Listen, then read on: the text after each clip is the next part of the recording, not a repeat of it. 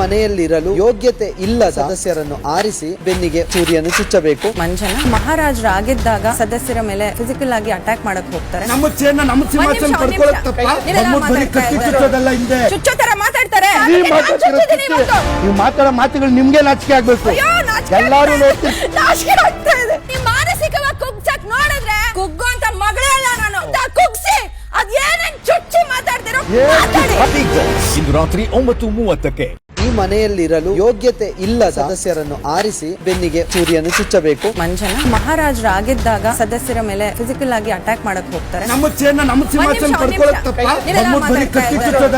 ಚುಚ್ಚೋತರ ಮಾತಾಡ್ತಾರೆ. ನೀವು ಮಾತಾಡೋ ಮಾತುಗಳು ನಿಮ್ಗೆ ನಾಚಿಕೆ ಆಗ್ಬೇಕು.